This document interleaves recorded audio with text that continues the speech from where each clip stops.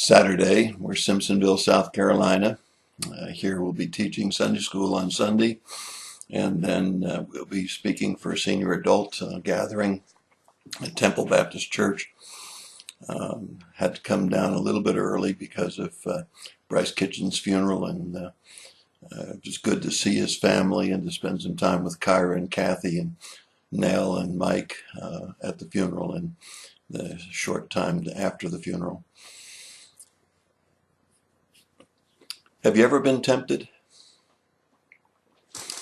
I don't necessarily mean immorality, and I don't necessarily mean in the area of having an extra dish of ice cream or something extra off of the buffet bar. Sometimes temptation comes in a lot of different ways. It comes in the area of materialistic lust, thinking you need something when in fact really what it is you want something. A lot of people are deeply in debt or stay in debt because they can't control that temptation of purchasing things. Other people have problems with pornography and having difficulty getting away from it.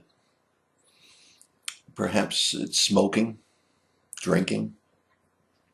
See, sometimes we don't think about temptation in the area of other than morality. And yet, many times it comes to us in other ways, doesn't it?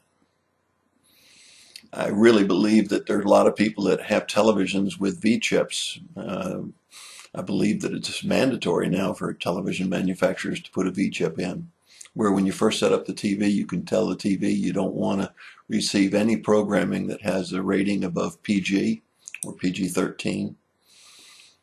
And yet, I'd venture to say that most Americans don't take advantage of that technology even when they have young children in the house.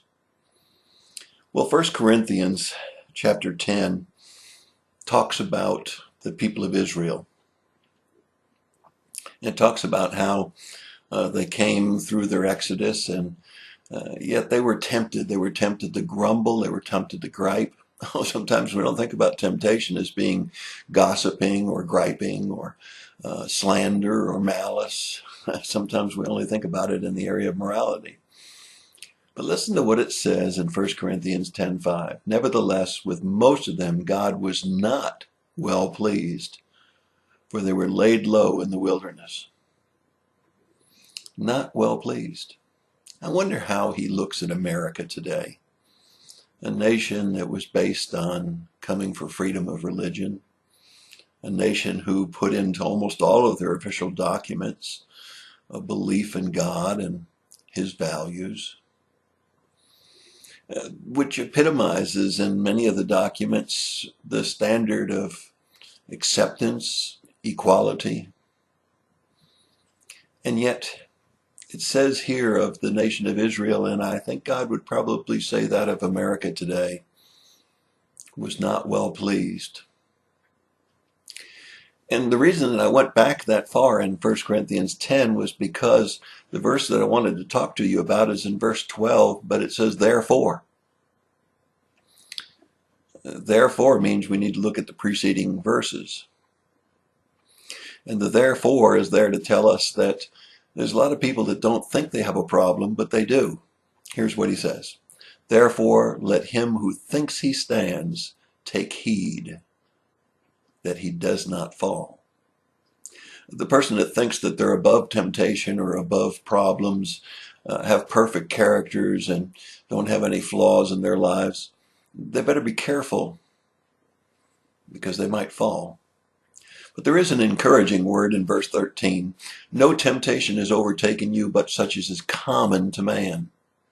And God is faithful, who will not allow you to be tempted beyond that which you're able, but with that temptation will provide a way of escape also, so that you'll be able to endure it. I found that to be absolutely true. Every time I've come into temptation, I had the ability to say no. In every way that I came into temptation, I had a way of escape, a way to flee from that temptation. And I don't know that God has ever tempted me in a way that was more than I could handle with his guidance. So when you're tempted, regardless of where that temptation comes from, remember you're not the only one that's ever been tempted in that way. And God's promised you that he'll not tempt you in a way that's more than what you can handle.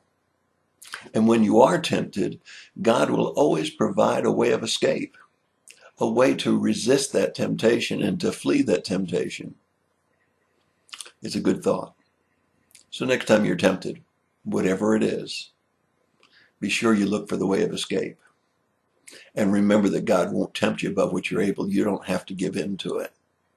He will help you out of it. That's your thought for the day. God bless you and have a great day.